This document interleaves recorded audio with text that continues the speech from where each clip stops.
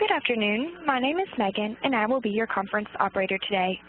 At this time, I would like to welcome everyone to the Lifecycle Management Global User Community Webcast conference call. All lines have been placed on mute to prevent any background noise. After the speaker's remarks, there will be a question and answer session. If you would like to ask a question during this time, simply press star, then the number 1 on your telephone keypad. If you would like to withdraw your question, press the pound key. Thank you. Ms. Vaughn Shuffett, you may begin your conference. Thank you, Megan.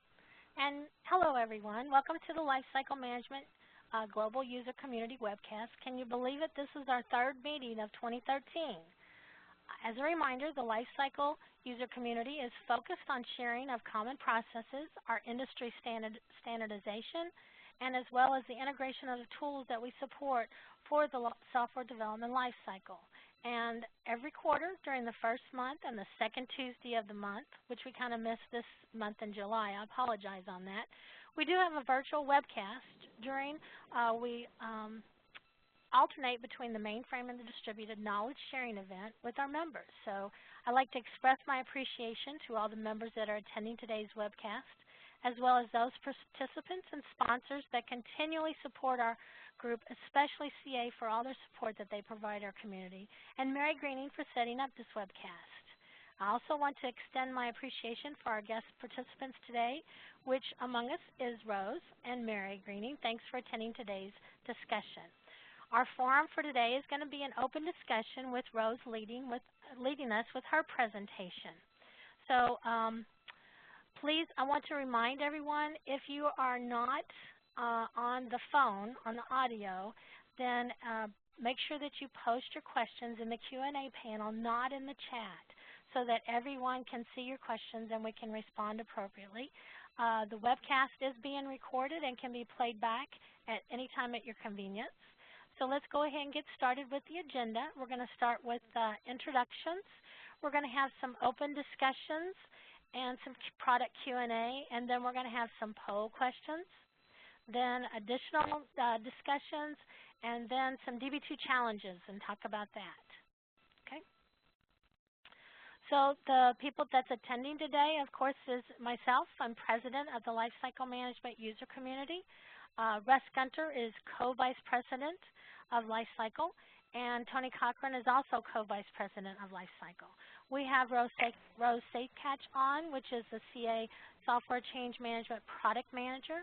We have Troy Coleman, which is the CA DB2 Tools, and CA Chorus DBA Product Manager. Oh, Rose, you're going to have to help me with the last gentleman's name. That's Shobha Joshi. Thank you. Sorry. I was afraid I was going to butcher it. And hopefully I didn't.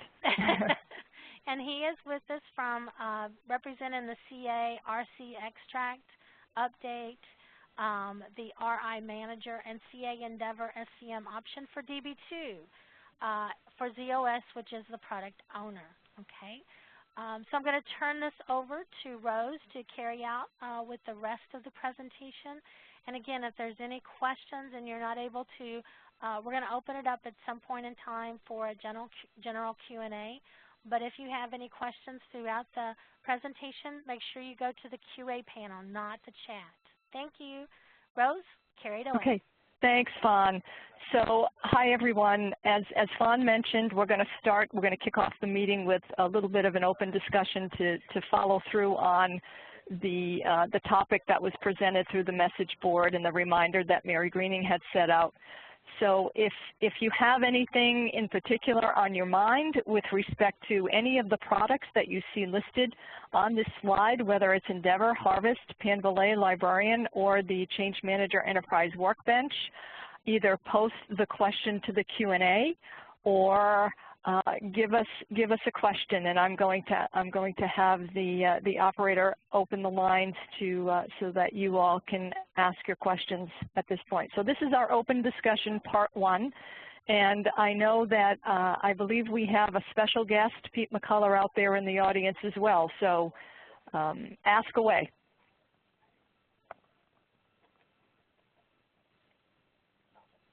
Can we have the lines open?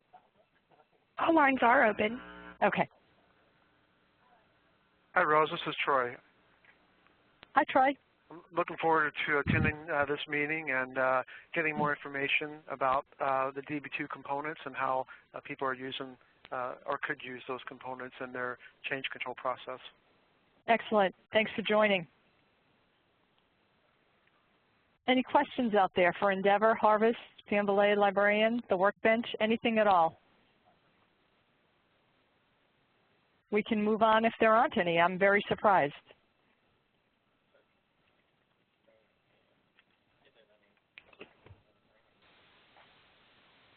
Everybody's excited about the poll questions. Okay. All right.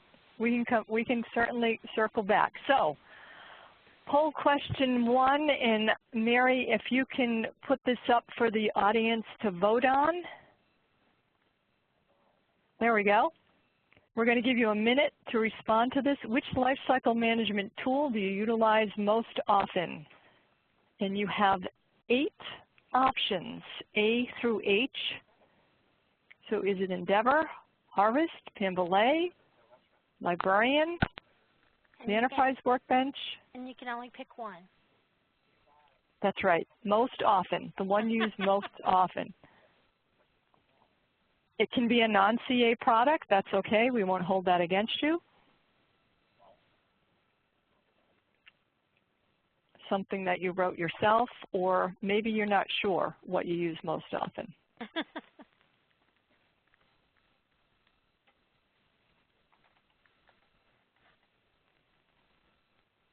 Okay, we got about 8 more seconds there. Okay, let's go on to the next poll.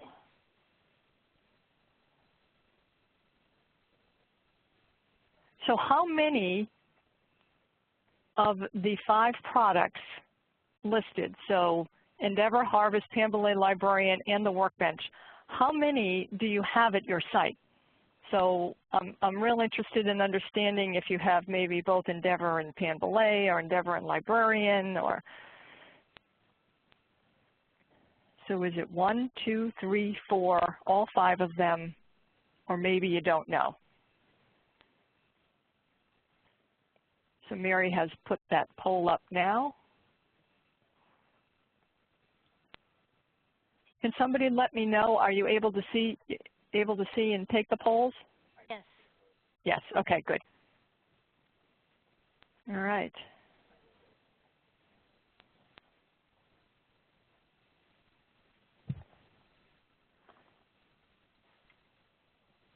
Okay.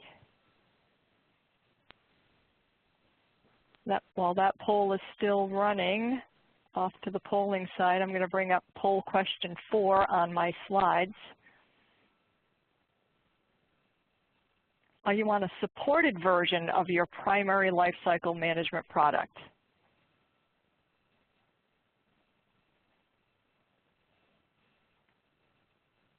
So while Mary's switching over to that poll, so this is poll question 4, Mary. I see poll question 3, I think, still up there. Yeah, Rose, it takes a couple seconds for it to compile after it closes. Okay, sorry. That's okay. There we go.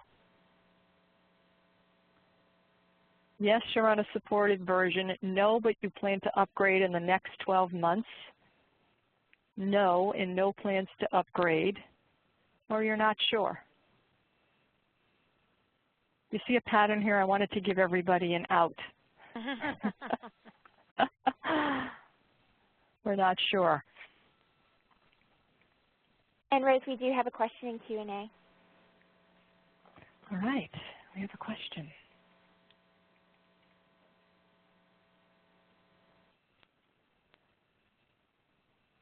A new question or Russ's question about the dial-in?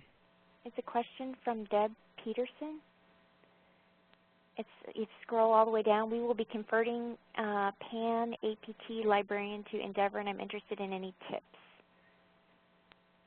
Ah. Not sure why I'm not seeing that question. I don't see it either. Did you scroll all the way down? Mm-hmm.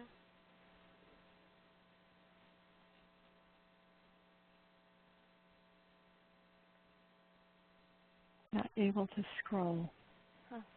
Huh. Okay, well, we will circle back to that when we get to the second part of the Q&A. Good question. Okay, I think we're ready to go on to the next poll question.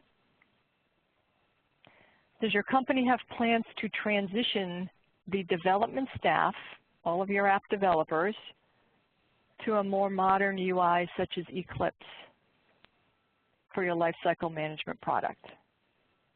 Yes? No, no plans, but there is discussion about it. No, no plans, no discussion, or not sure.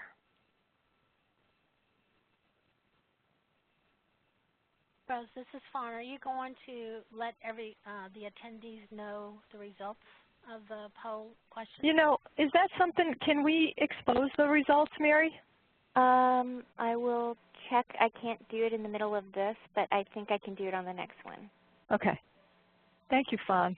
That would be fun, I think. People could see the results of the polling.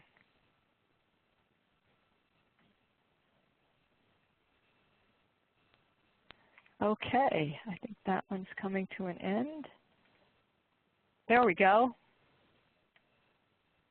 Okay, so no, no plans, but there's discussion about it. Seems to be the higher percentage, 41%. Great. Excellent. Thanks, Mary. Okay, so poll question 6. Do you utilize DB2? So DB2 at your shop. Are you managing applications with DB2? Yes, no, or not sure?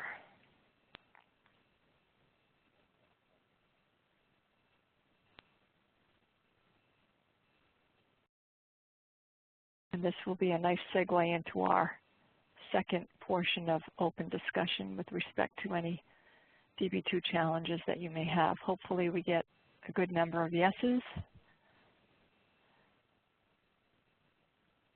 on this poll question.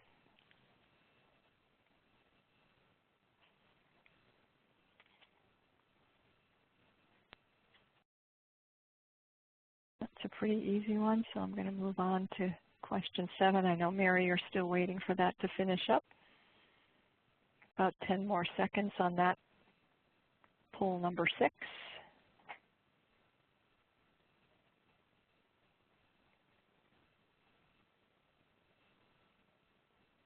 Yay, okay, lots of DB2 folks on the line.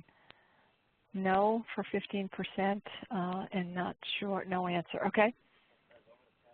Okay, so for those of you using DB2, how do you manage those code promotions? Does your software change management product manage the DB2 code promotions? Have you developed something of yourselves to manage those code promotions? Something altogether different? Or, again, you're not sure? This is fine. Can you elaborate a little bit about that? How do you manage it? I mean, we have DB2 source under Endeavor, and processors manage the output and the code promotion as we move from stage to stage. Is that what you want? Yes. Okay. So if you've done that, then you would respond number 1. Okay. So I want to make sure. Or if you've done something within Librarian or Pan-Valet, and those products migrate or manage your DB2 code, then you would respond number 1. Or what if you have like the source and process management under Endeavor, but the binds are done outside? I would still say that you're managing it with Endeavor for the most part. Okay, just wanted to get clarity for our members. Yep, thank you. Mm-hmm. Okay, so it looks like the majority do use an SCM product to manage that code. Great. So now we get a little more detail on coordinating DB2 object changes. So we're talking about table changes and associated DB2 specific changes. how do you coordinate those, or do you? So in other words, do you use Endeavor to manage those table changes? Or is there some other product that you use to manage those changes?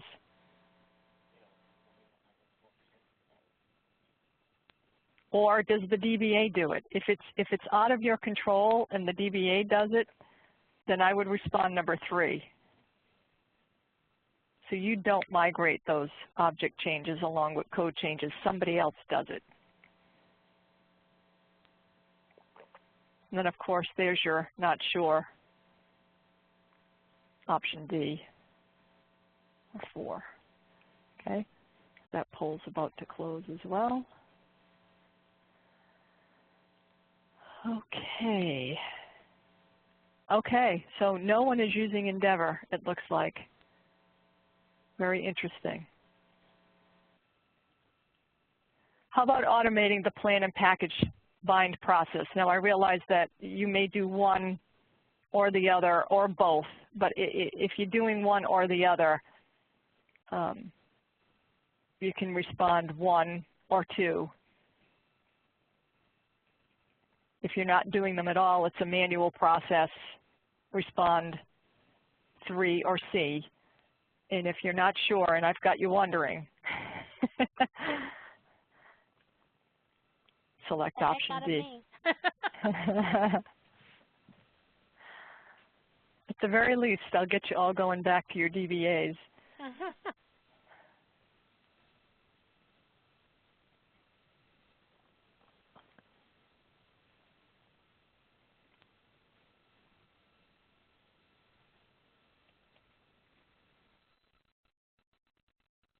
And then question 10. Just got a few more, guys, although I just know you're having fun with this. Good.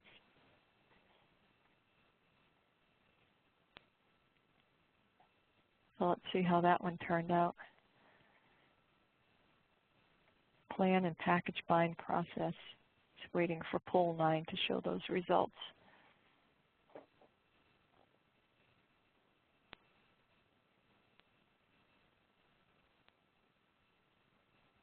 Oh, okay. Afraid to answer on the grounds that may incriminate them. There you go. Okay, so some folks have some issues. Some folks seem to be managing it fairly well, and there are a couple of you that aren't sure, and it's manual. Okay, very good. So question 10, use a secure ID to run those package and plan binds for those of you that are managing that. And this is specific to restricted environments such as prod or training or something that is considered to be restricted versus test. The next question is going to ask you specifically about the test environments. This is for restricted environments. So you have a special ID that's granted special access to run those package and plan binds, or plan jobs, I should say. For Endeavor, it might be the alternate user ID. That I would consider to be a secure ID.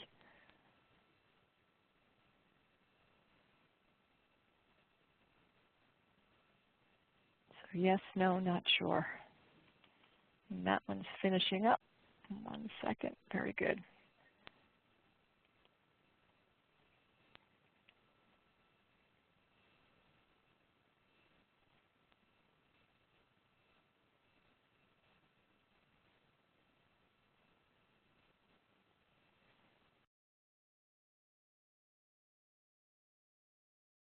And the results of that one, yes.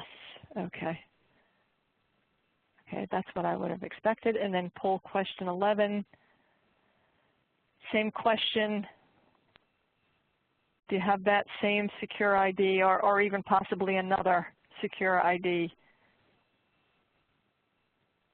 associated with the package and plan bind jobs for test environments?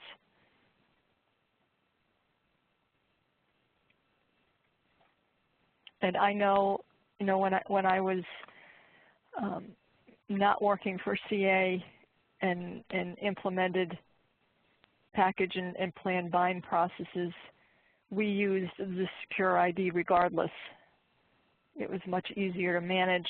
It was much easier to grant the appropriate access. And it really got the developers out of the business of doing DB2 type tasks.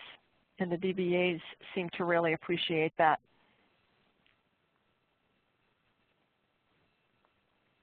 But I know it varies from site to site.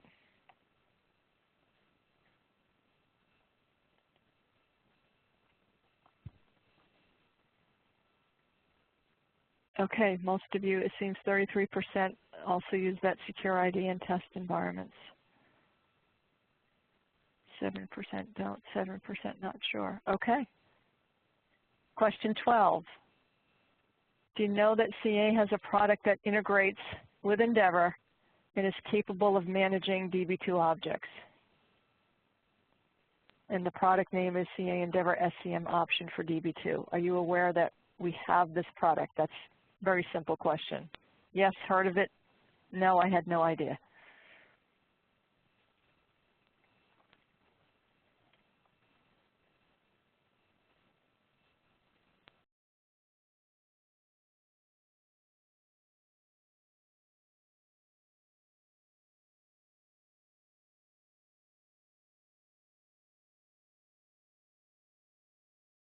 I don't want to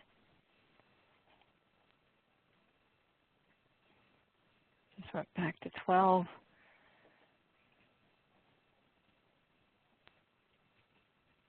Okay, people are aware. Okay, so question 13 is, do you have a license for it?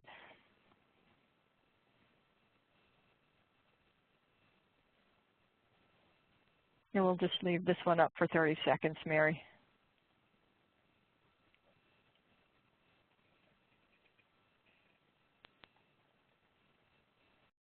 And we're coming to our last question.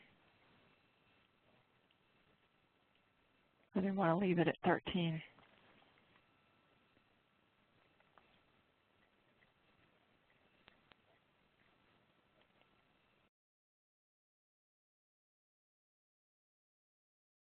If you have that license, are you actively using the product?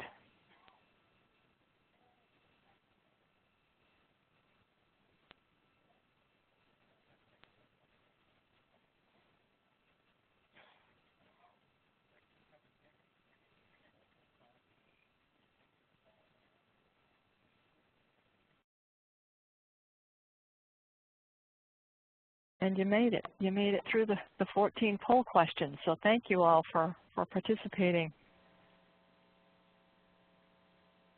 That is going to lead us. No, we don't.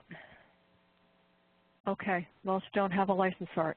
Okay, so that's going to lead us into the Part 2 open discussion section. And this is, I'm hoping many of you will participate and share with us any of the challenges that you're facing with respect to DB2 and DB2 code management.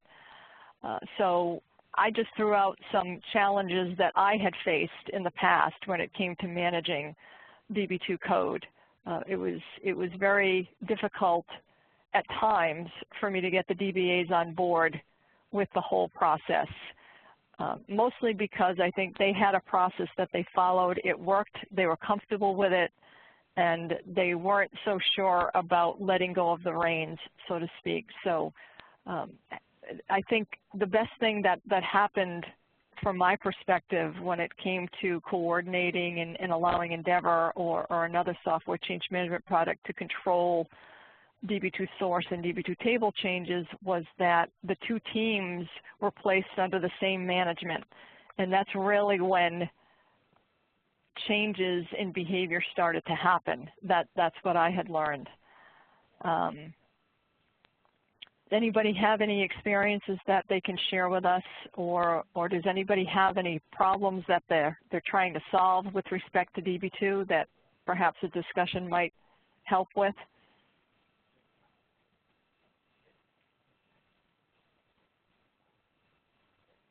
This is fine. We have DB2. We don't have the Endeavor for DB2 option. I think at one point in time my company looked at it and the DBAs were satisfied with the tool that they use, but they have Platinum to manage all those entities of DB2. So we just do binds in Endeavor to coordinate that. And it seems like the DBAs we haven't had any issues where a failure because the table was incorrect or wrong or something like that, because the DBAs are pretty much on the ball as to when things move, and it's coordinated very, very well. But again, it is a manual coordination to make sure that all those entities are in place before the Endeavor code moves. I think maybe, and we use DB2 versioning, which is a huge advantage of the code promotion to make sure that we don't get any negative 805 issues.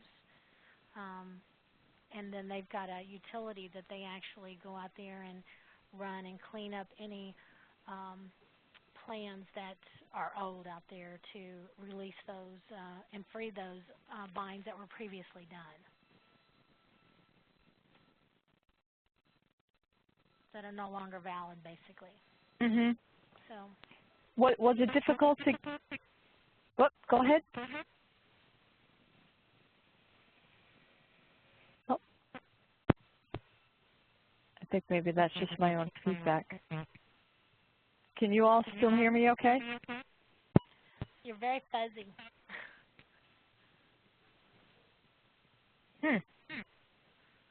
And you've got an echo.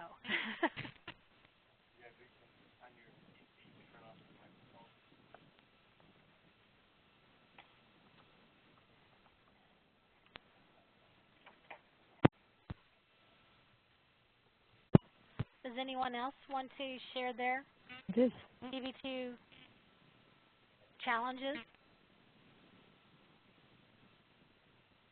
I'm wondering if it's the line.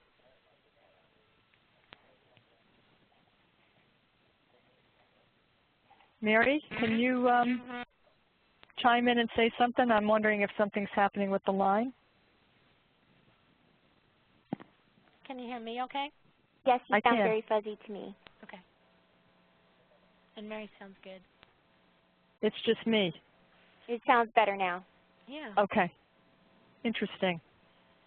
I am still at the same phone and have not changed any settings, so that was odd. Okay. Anybody else? DB2 challenges. Does anybody on the line have a fully automated process in place where Endeavor actually kicks off something to push those table changes into production or into various test regions? Has anybody built anything like that?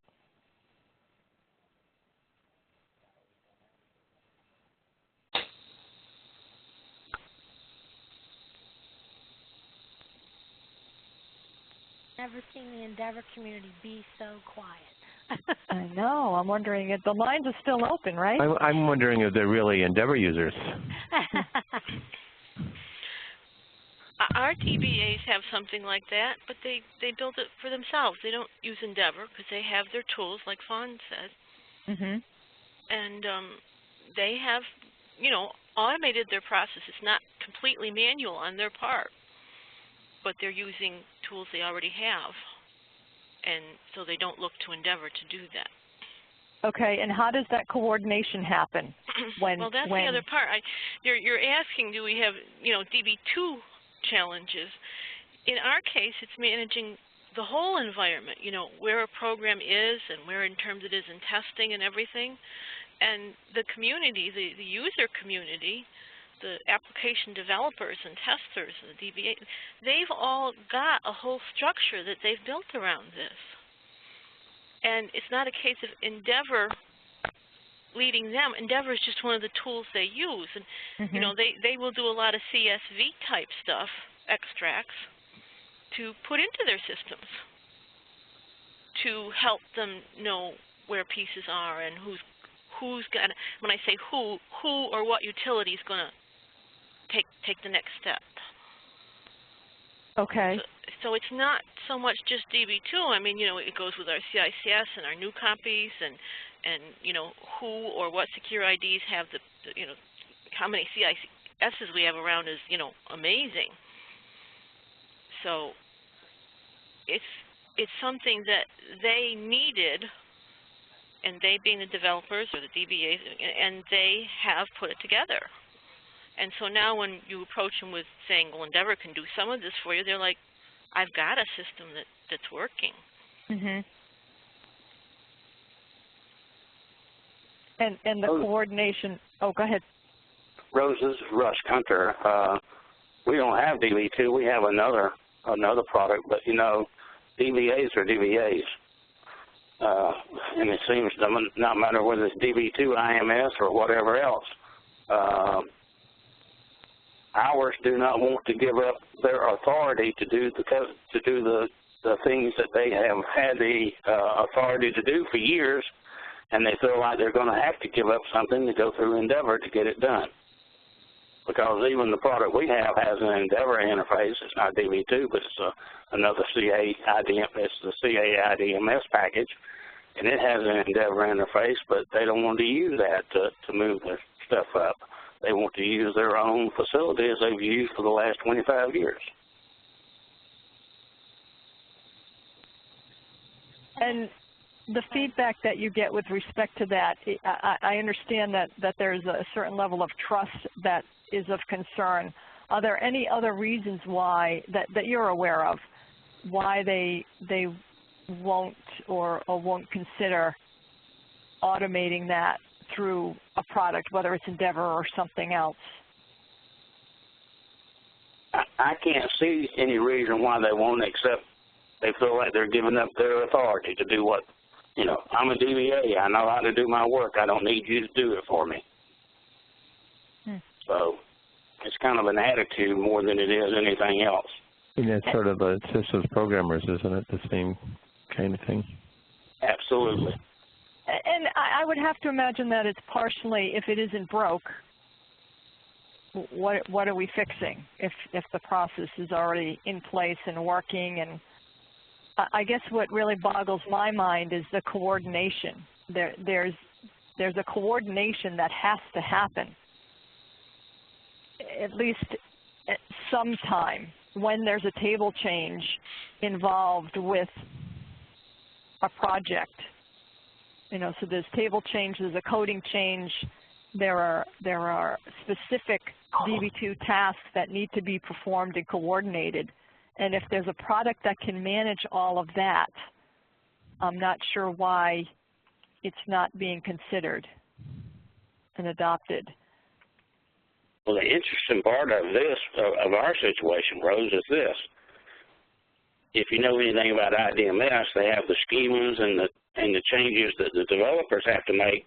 The DBAs insist the developers use Endeavor to move that part of the database up, but they will not use Endeavor themselves to move their pieces of the pie. It's kind of like a double standard. And as the other person commented, it's kind of a system programmer attitude. It's do as I say, not do as I do. Exactly. We've got some questions in the Q&A. I know Deb Peterson says that we have DB2 with multiple DB2 systems in development and often need to bind multiple DB2 systems. So I think that is her challenge. And then she also follows up that she just finished a project doing backbinds. And if it, for instance, if an element is deleted from model stage, they do a backbind in test, model, and other development stages. So I think that's her challenge. And I had that same challenge whenever we started doing multiple instance bind for different groups within DB2. And then we had to do backbinds, and we had many stages of the life cycle that we, once it moved up to prod, it had to go back 6 times and do 5 binds in each of the regions, and we started getting resource contention. So I had to stop doing backbinds at that point in time and leave the DBRMs and loads behind So now we're not cleaning up as we move from stage to stage in order to remediate that. And let's see.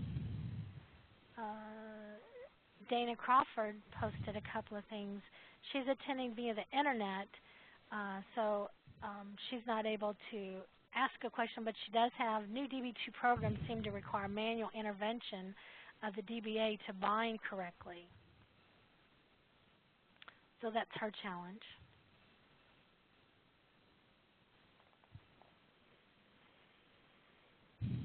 So this is Troy Coleman. I'm product manager for the Endeavor DB2 components.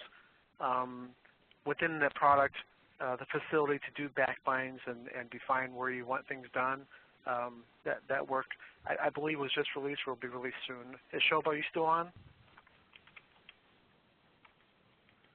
Yeah, Shobha is the product owner who manages the teams doing the development work. So I know that's coming. I'm not surprised. I used to be a DBA, so I'm not surprised about DBAs not wanting to put their objects under this control. It's really it really becomes more of a challenge of probably management wanting to automate things and not have to have people on call working weekends and doing things off hours to get changes in. So that's a cultural thing that would probably be hard to change. As you said, they have their own systems, their own way of doing things. It's really, do you want to free those people up, the DBAs, to do more strategic things and not have to worry so much about these other things? But again, I think that's going to be a learning process and a change from upper management down versus DBAs coming out and do it themselves. It would be interesting to understand what your challenges is of needing a DBA to get in and do a bind. So that would be something that maybe we could talk about in more detail. If somebody who had that problem wants to talk to myself and or somebody in the DB2 area, please let Rose know, and we can set up a meeting to discuss if there's something we can do for you. Shobha's answering some of the questions that's out there on the QA panel.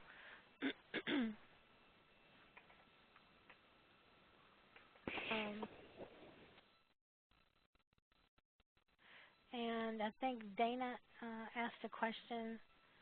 Hold on, let me scroll down there. No, Deb. It said, so will the DB2 Endeavor product manage the backbinds that are needed without adding multiple steps to the processors?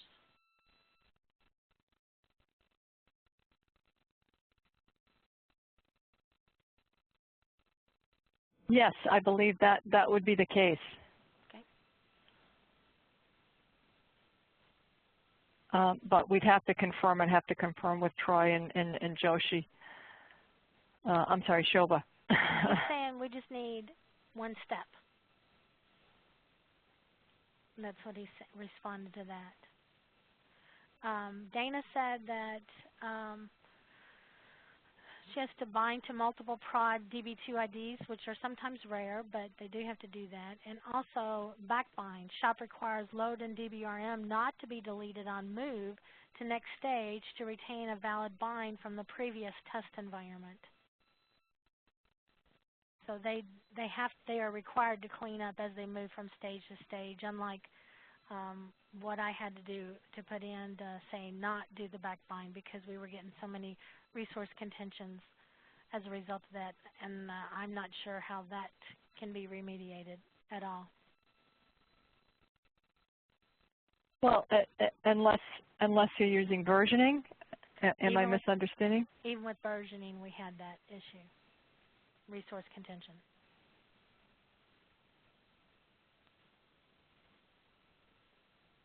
So that's something we need to look into.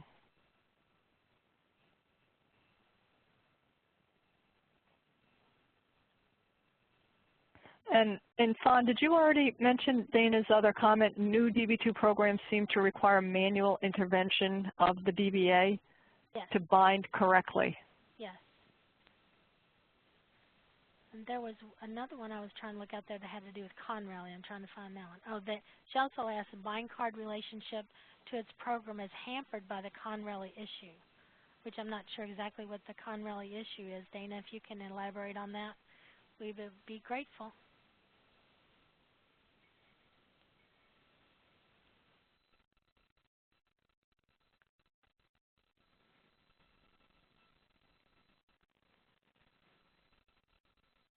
And I think I covered everybody else.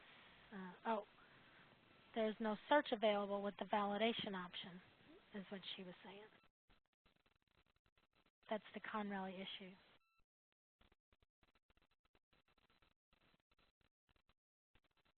okay. She has a door open. Thank you. Okay.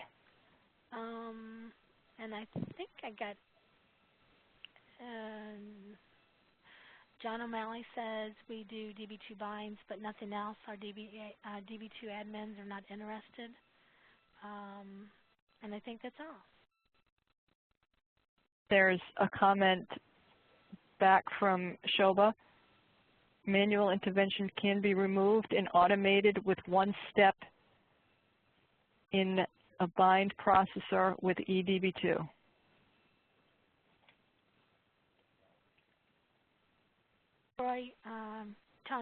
Tony just commented, we manage our plan and package bind control cards in Endeavor and submit a bind job outside of Endeavor when the program is migrated or when a bind is migrated with specific processor group.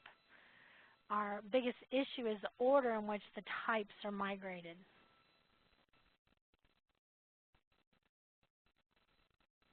And the analysts seem to get confused as a result.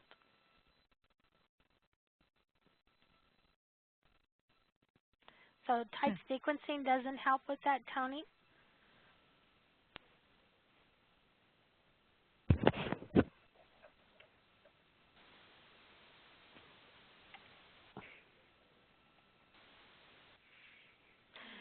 Type sequencing does help, but we don't force packages and tests.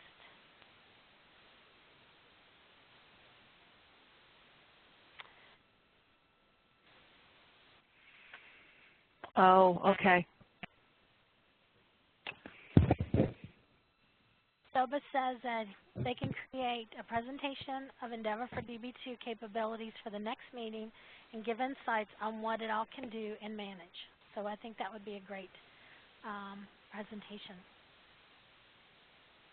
Thank you, Shoba. Hi, can you hear me?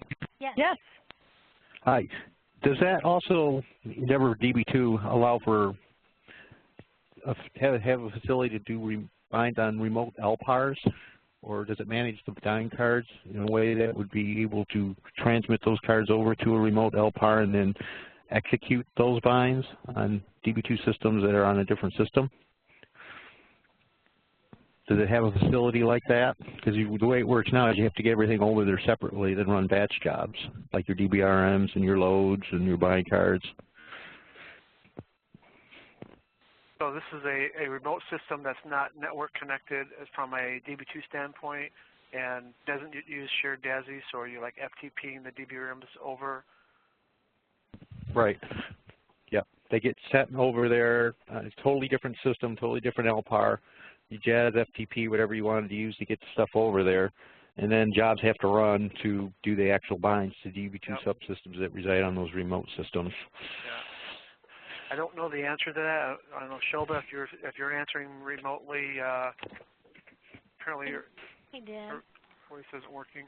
He said we don't have export and import capability as of today. So yeah, that's our biggest challenge. Yeah. So this is fun. One way that I have managed that within Endeavor is that we build the bind statements and we do binds in the lower regions, and then we build a bind card that is then shipped to our remote destination, which is our production LPAR. And then what happens is those bind cards are then put into a sequential data set. So in other words, we take a PDS with all the members, and then we put it into a flat file, and then read that flat file in as part of a massive bind, as part of our code promotion processes. that happens during off hours. So that's how we manage it. So we do something similar. We have a VSAM file that gets downloaded into a sequential file and then transmitted over. Okay. So who was that was asking the question? My name is Terry Combs. Terry? Yes. Would you want to open a DAR to work with you on implementing a enhancement to support isolated systems? Sure. And Deb Peterson has a question and saying if you have the Endeavor for DB2 integration, wouldn't the ship process work with those entities?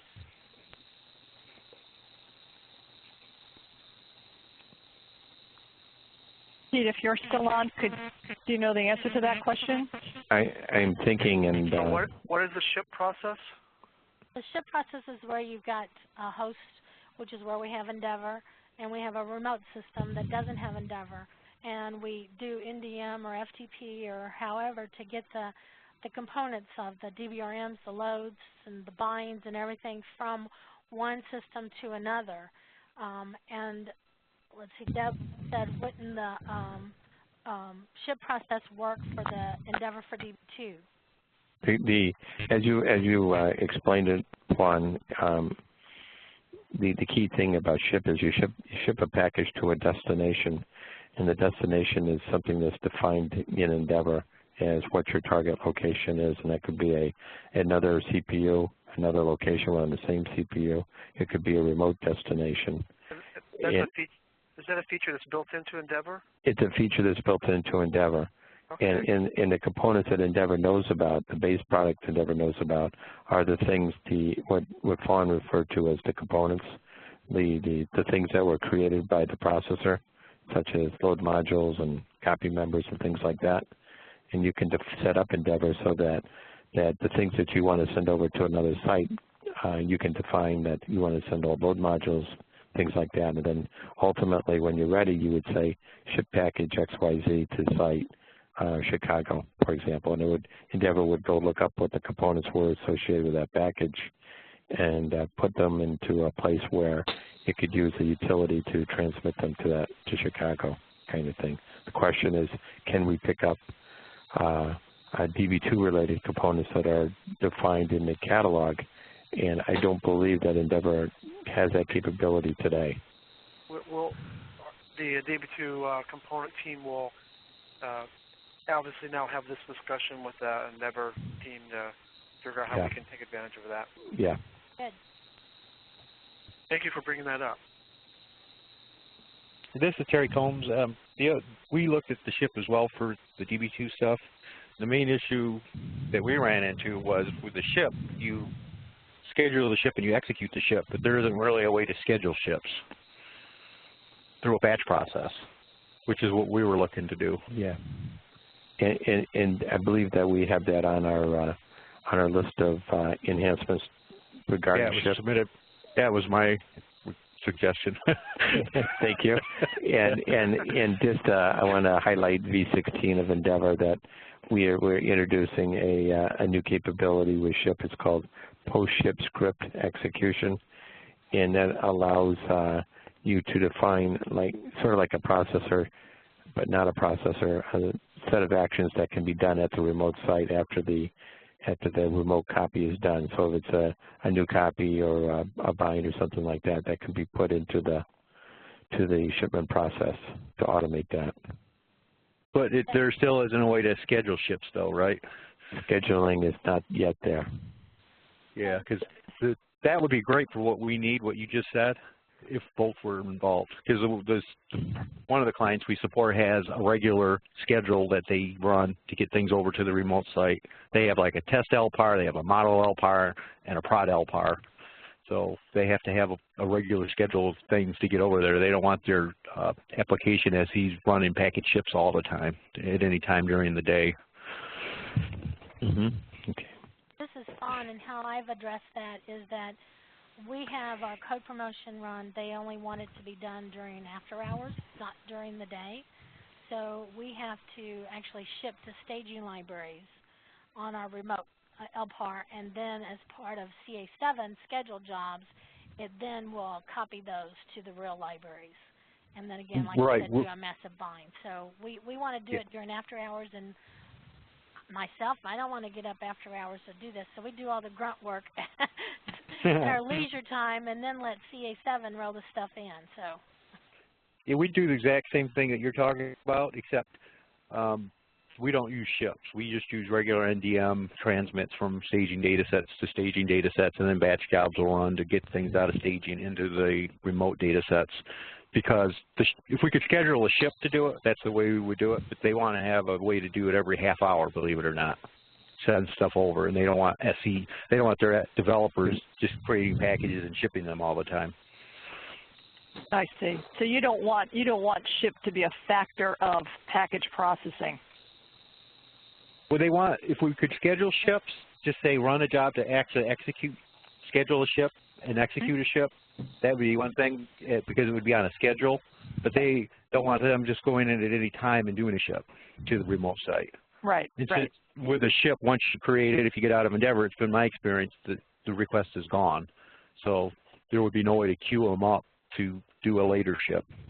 Well, actually on my system, and Russ is on, and he used to work with me, that he actually set up a batch shipment process that we kind of do hands-off and let our lab folks put in a control card to say, okay, they want to ship this package when they want it to the lab environment, and he set it up so that the batch shipment works very smooth that way.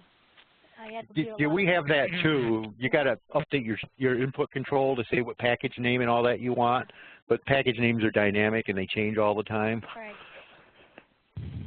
Yeah, unfortunately, it sounds like I've thought of all these things that you guys have gone through. Yeah, we're all trying to reinvent the wheel. Yeah. So Terry, the business need. Sorry. So Terry, this is Rose. I'm going to count on you to help us build out the requirements for this feature, this scheduling feature, right? Right. I have already a DAR out there for that. Okay. So if you wanted to look at that and see what it was that I put out there, and then maybe I can help with figuring out, as far as the technical details of how Endeavor needs to work, you know, I probably haven't gone through all those scenarios in my mind yet, but the basic high level I can give you. And then I'm sure there will be things that as you look at it, say, oh, well, if you do that, then it's going to cause a problem here. So I haven't gone into it that deep yet, but superficially I have thought about it to a degree of where I could at least write a DAR. I just wanted to make sure you'd be available for me for conversation. Yeah, I'm available. Okay, thanks, very good. Bon, this is Russ. Vaughn, I don't know if you still have the Columbus site, but if you remember how we did it in the Columbus site, our CA7 went out and did a scan on all packages that had been approved and fit within the window because we used the windowing option. Yeah, that would, you know, a package can only be shipped if it fits in the window. So that actually worked very well because their stuff ran on a strict timetable. Yeah, that for executing packages, just to get them from one stage to the next, yeah, we do that as well, where we'll set up within the package itself to do not execute before. But then once they get there, sitting out there ready to go to the next LPAR, the ship of it to the other system is the part that we haven't been able to get done through a schedule yet with a package ship. That might be one of the requirements of this batch shipment that you're talking about, is allow wildcarding in it or placeholders. Yeah, if that would work too. If we could do something like that, probably that would work too. I'll go back to my old stuff that I had when I worked at FiServ and see if I can pull out what I had, and if I can find, I'll email it to you. Maybe we can get it to the right people. Okay. And as we're coming up on the hour, I just wanted to make sure we touched upon two other comments from John O'Malley. Is one, we use the ship process for binding on the other LPAR. So John has successfully used the ship process for the non-shared DASD scenario, and I know we've kind of gone through all of that and the pros and cons of doing that. And also, Matthew Goldstein posted something to the chat. Cannot submit jobs from development partitions that execute from production partitions. This makes it difficult to automate the DB2 binds for production. And again, I think, Matt, there is some opportunity there with package ship, but there are some restrictions associated with that as well. So hopefully this conversation has helped to articulate what is possible and what isn't possible at this point. And I think that covers it, except for the very first question that somebody had with respect to either a Pan-Valet or librarian conversion, and I still don't see that question. I don't either. But Mary. That was Deb Peterson. Okay, Deb had a question. And does anybody see that original question somewhere? I want to make sure we circle back to that. I think, well, I don't see it, but I heard it if we had tips that we can share about the conversion. From Pan App, Pan, et cetera, to Endeavor. Pan-Valet to Endeavor. I don't have any off the top of my head. Pete, do you have any? I think what we could do is maybe have a phone call with Deb and talk a little bit more detail what she's looking for and how we can help. Yeah, she posted it at the end there. Okay. Thanks, Deb. Sorry about that. This is Terry Combs. I hate to interrupt again, but we had a situation where we had to convert Pan-Valet to Endeavor, and the thing that we could figure out how to do was get the history from Pan-Valet into Endeavor. I don't know if there's a utility. There may have been, but they just decided they would just keep their Pan-Valet out there for a while, and then to use that as a history if they needed it. But as far as getting that into Endeavor as part of the Endeavor history, we didn't really get to that degree of conversion. We're actually providing some help in that area with the V16, where not specific to Pan-Valet, but through our best practices implementation toolkit, that you can load up several iterations of source, like the current level, the -1 level, -2 level, that kind of thing, to build up the change history. It's recursive and is time consuming, but it would work. And I've used it, sorry. Yeah. Go ahead. Go ahead, Fawn. And I've used the inventory analyzer to convert from librarian to Endeavor, and it works really slick.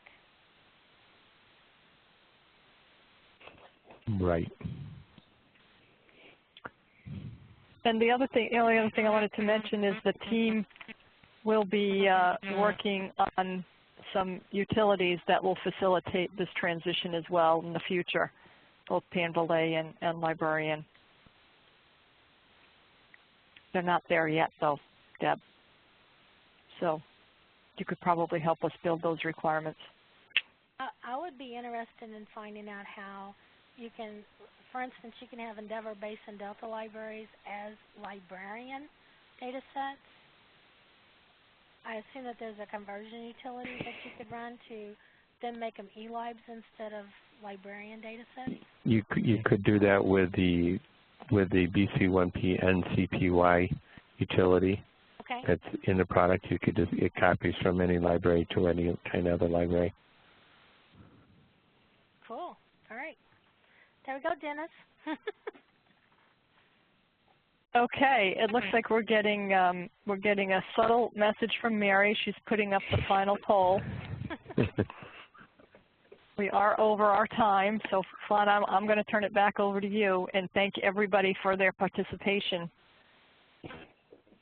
Yes, and I do greatly appreciate the interaction that would happen in this. I think it makes it much more interesting than just basically a lecture and then Q&A at the end. So thank you, Rose, and the rest of the team that participated on this, and thanks to the members for joining today. If you'd like to see more of these types of presentations, please just send me an email and let me know. If there's anything else that you would like to discuss, like I know Deb had the Pan App to librarian to Endeavor conversion, and so forth, that might be a great, discussion and that people would like to see, or just basically what is the best practice for Endeavor conversion and as well. So if there's any suggestions of future webcasts that you'd like to see, just send me an email or post it out there on the MyCA communities for the Lifecycle Management User Community Group, and we will see if we can pull the discussion together. I apologize we didn't have this on our regular scheduled second Tuesday of the first month of the quarter. We were all, after the holiday, it kind of snuck up on us, so I apologize for that. I'll try to keep more on top of it. As a reminder, our next meeting is October 8th, and we will resume the time of 2 o'clock in the afternoon at that point in time. And I want to remind you that our group is also on professional networking site LinkedIn, and is also make sure that there's one an Endeavor Professional, and there is also a group called CA-SCM Software Change Management for Harvest, along with our CA User Community Portal, where you can post questions to the message board and get answers from the members, from the CA support teams, and for multiple resources that you can get and connect to. So if there's no more questions, I greatly appreciate everybody participating, and I hope you have a great day. Thanks. Thanks, Rose. Thanks, Mary. Thank you, Pete. This does conclude today's teleconference. You may now disconnect. Thanks, Megan.